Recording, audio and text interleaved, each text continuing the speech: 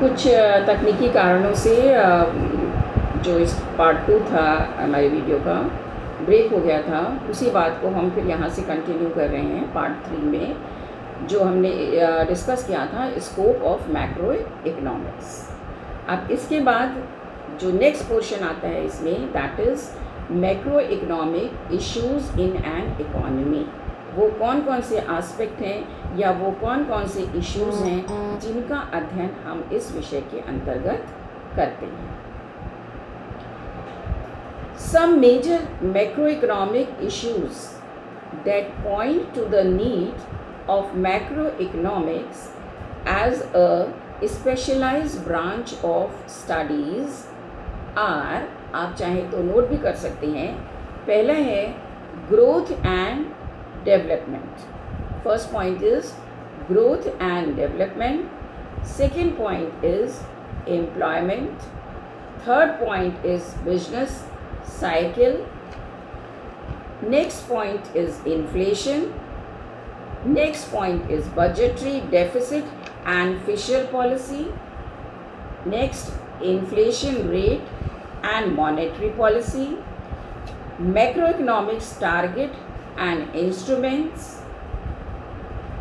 And so these are the main issues of macroeconomic, या ये वो इश्यूज़ हैं जिनको कि हम मैक्रो इकोनॉमिक्स के अंतर्गत अपनी इकोनॉमी में डिस्कस करते हैं या जानने का प्रयास करते हैं, या ये हमारे मैक्रो इकोनॉमिक्स विषय की विषय वस्तु है। तो इसमें सबसे पहले आपने लिखा था growth and development. Growth means विकास और डेवलपमेंट मीन्स विकास की प्रक्रिया। ग्रोथ का मतलब है वो विकसित हो गया, वो अपनी फाइनल स्टेज पे पहुंच चुका। And development that means it is in process. तो ग्रोथ एंड डेवलपमेंट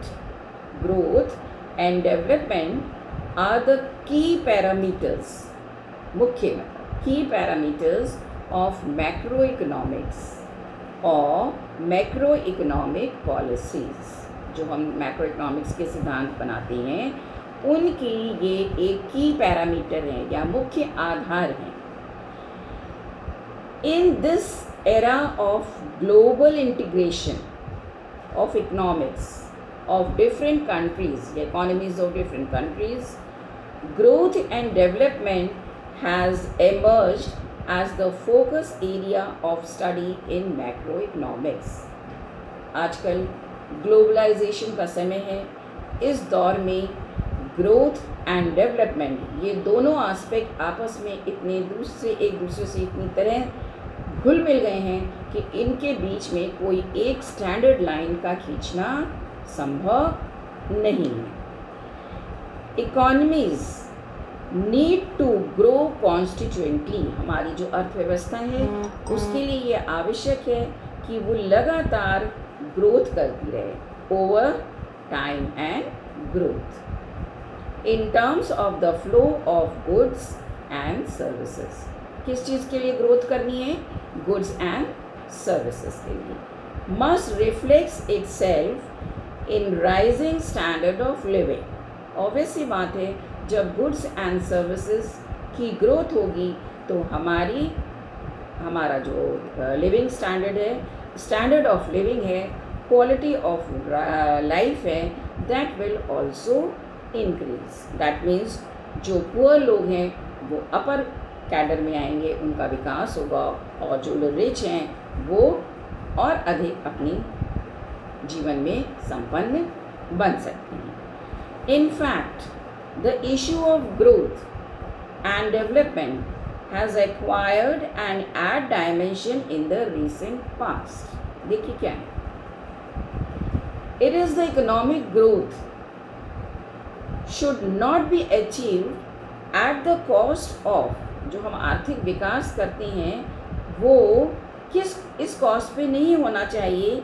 कि हम अपने एनवायरनमेंट का डिग्रेडेशन कर दें, एनवायरनमेंट से खिलवाड़ कर दें, अपने वातावरण से, अपनी प्रकृति से का दोहन, अनावश्यक दोहन करके हम अपने ये कहें कि हमने इस चीज़ का हमारा आउटपुट ज़्यादा हो गया, उस चीज़ का हमारा आउटपुट ज़्यादा हो गया। इसके केस में आप एक उदाहरण से ये समझ लीजिए, हम सब जानते हैं कि हमारी ज़मीन के नीचे जल स्रोत है, पानी है। खानों में बहुत सारे जो खान जिस तरह की हैं, जैसे मान लीजिए सपोज़ खान में कोयले की खान है, उसमें बहुत सारे कोयला है, लेकिन ये प्रकृति का अनुपम उपहार है। प्रकृति ने हमें इसे यूज़ करने के लिए दिया है। अगर हम आवश्यकता से अधिक, सपोज़ कर लीजिए आपने आवश्यकता से अधिक ज़मीन से पानी निकाल लिया, तो धीरे धीरे एक स्थिति क्या आएगी?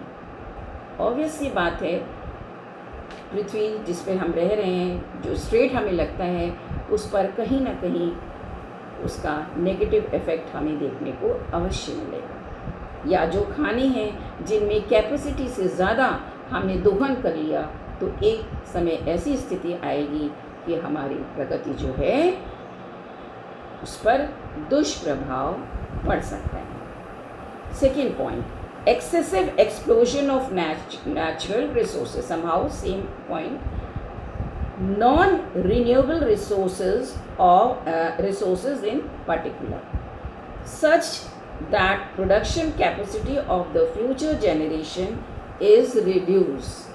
That means हमें अपनी प्रकृति का इतना दोहन नहीं करना चाहिए कि हमारी प्रकृति के जो सूत्र हैं, जो प्रकृति का हमारा अनुपम उपहार प्रकृति ने हमें दिया है, चाहे वो जल के रूप में हो, वायु के रूप में हो, पेड़ पौधों के रूप में हो, वो धीरे धीरे ख़त्म हो जाए, वातावरण हमारा अशुद्ध हो जाए और हमारी आगे आने वाली जो जेनरेशन है, इसके लिए हमारी पीढ़ी को, हमारे जो समय है उसको उत्तरदायी ठहराए। हमारी कोई भी नीति ऐसी होनी चाहिए जो हम अपने आगे आने वाली जनरेशन के लिए कोई समस्या या कोई ऐसा प्लेटफॉर्म न डाल के जाएं जिससे उन्हें अपने जीवन यापन में या अपने देश के राष्ट्रीय स्तर पर कोई विशेष समस्या का सामना करना पड़े। ये हमारा नैतिक दायित्व है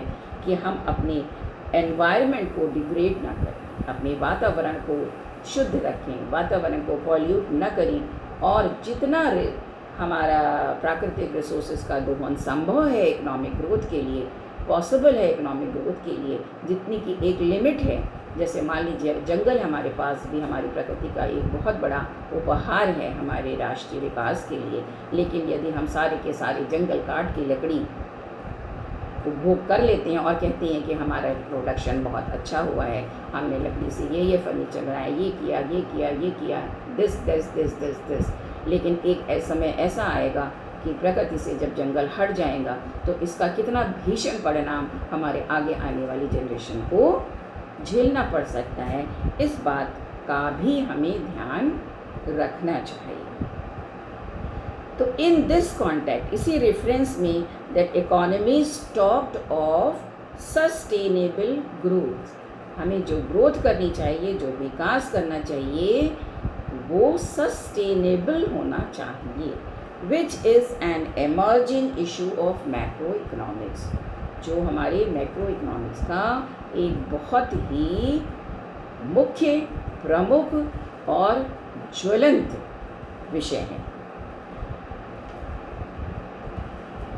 नेक्स्ट पॉइंट, एम्प्लॉयमेंट या रोज़गार। हमने पहले भी आपको बताया था कि रोज़गार जो है ये पॉपुलेशन से रिलेटेड है। हमारे देश की जनसंख्या, आप सब जानते हैं, हमारा देश जो है ये जनसंख्या के मामले में बहुत ही ज़्यादा जनसंख्या है। हमारी जो जनसंख्या से रिलेटेड जो सारी समस्याएं हैं, इनको हम अलग अपने इंडियन इकोनॉमी के चैप्टर में डिस्कस करेंगे आपसे। और एम्प्लॉयमेंट एक बहुत, क्योंकि जनसंख्या ज़्यादा है इसलिए सभी व्यक्तियों को रोज़गार दे पाना या रोज़गार के अवसर उपलब्ध कराना सरकार के लिए एक बहुत बड़ा चैलेंज है। हमारी इकोनॉमी जो है एक अनएम्प्लॉयमेंट के दौर से, एक डिसगाइज्ड एम्प्लॉयमेंट के दौर से भी गुज़रती है। तो एम्प्लॉयमेंट जो है ये एक मैक्रो इकोनॉमिक्स का एक बहुत ही महत्वपूर्ण विषय है। In India unemployment continues to be an alarming issue. वर्तमान संदर्भ में भी आज भी हम देख रहे हैं हमारे यहाँ के बहुत सारे वर्कर्स, चाहे वो स्किल्ड हों चाहे अनस्किल्ड हो, मतलब लेबर क्लास हो चाहे एजुकेटेड क्लास हो, वो दर दर रोज़गार के लिए भटक रहा है। और यदि उन्हें रोज़गार मिल भी जाता है, सपोज़ उन्हें रोज़गार मिल भी गया, तो क्या वो रोज़गार उनको अपनी योग्यता के हिसाब से मिला? जितना उनको मिलना चाहिए, जितनी उनके पास डिग्री है, जितना उनके पास ट्रेनिंग है, जितना उनकी स्किल है, क्या उसके आधार पर उनको रोज़गार सरकार ने उपलब्ध करा पाया है? शायद हमारा आंसर नकारात्मक ही होगा, क्योंकि ये वर्तमान युवा पीढ़ी की एक बहुत बड़ी समस्या है, देश की एक बहुत बड़ी समस्या है, जिसका कि अध्ययन हम इस विषय के अंतर्गत करते हैं कि क्यों हमारे देश में अनएम्प्लॉयमेंट है, क्यों डिस्गाइज्ड अनएम्प्लॉयमेंट है, क्यों हमारे यहाँ गवर्नमेंट जॉब, प्राइवेट जॉब, क्यों रिजर्वेशन पॉलिसी, या इसका क्या इफ़ेक्ट होता है हमारे संपूर्ण ग्रोथ पर, हमारी इकोनॉमी पर। सर्टेनली ये हमारा मैक्रो इकोनॉमिक्स का एक बहुत ही अलार्मिंग इशू है, जिसको कि सॉल्व करने के लिए सरकार समय समय पर विभिन्न प्रकार की योजनाएं अपने एम्प्लॉयमेंट जनरेशन से संबंधित बनाती है, चाहे वो एम्प्लॉयमेंट जनरेशन से संबंधित हो या बेरोज़गारों को एम्प्लॉयमेंट भत्ता देने से संबंधित। तो ये भी एम्प्लॉयमेंट भी जो है, ये हमारी मैक्रो इकोनॉमिक्स की एक बहुत बड़ी समस्या है, बहुत बड़ा अलार्मिंग इशू है। और मैक्रो इकोनॉमिक्स का अध्ययन हम इसी इशू को विस्तृत रूप में करते हैं, या आगे आने वाले चैप्टर्स में हम करेंगे। Next, if you want you can write down the points. Next point is business cycle या व्यापार चक्र। हमारी अर्थव्यवस्था आपने देखा होगा हमेशा उतार चढ़ाव के दौर से गुजरती है। आप सुनते होंगे कभी तेज़ी की स्थिति है, कभी मंदी की स्थिति है, कभी मार्केट में प्राइसेस जो हैं किसी कमोडिटी के लगातार बढ़ते जा रहे हैं, कभी जो है कमोडिटी के प्राइसेस जो हैं कम हो रहे हैं, कभी कभी कमोडिटीज़ का स्कैसिटी मार्केट में दिखती है, कमी दिखती है। कभी ये ऐसी स्थिति क्यों आती है? रिसेशन जिसे आप कहते हैं, रिसेशन आया है, क्यों आया है? हमारी इकोनॉमी में रिसेशन आया है, रोज़गार की स्थिति कम हो गई है, लोगों को रोज़गार नहीं मिल पा रहा है, तेज़ी की स्थिति है, मंदी की स्थिति है, ये सब क्या है?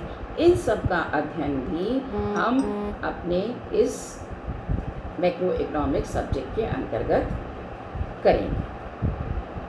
द फैक्ट दैट, शॉर्ट में आप सुन लीजिए, the fact that an economy moves in cycle. अब ये साइकिल कैसे हो सकती है? कई प्रकार की हो सकती है। तेजी और मंदी की स्थिति, रिसेशन या बूम की स्थिति, is itself a major macroeconomics issue which need to be grasped not only by the producer but also by the government। ये जो तेजी और मंदी की जो स्थिति है, ये केवल प्रोड्यूसर के लिए ही नहीं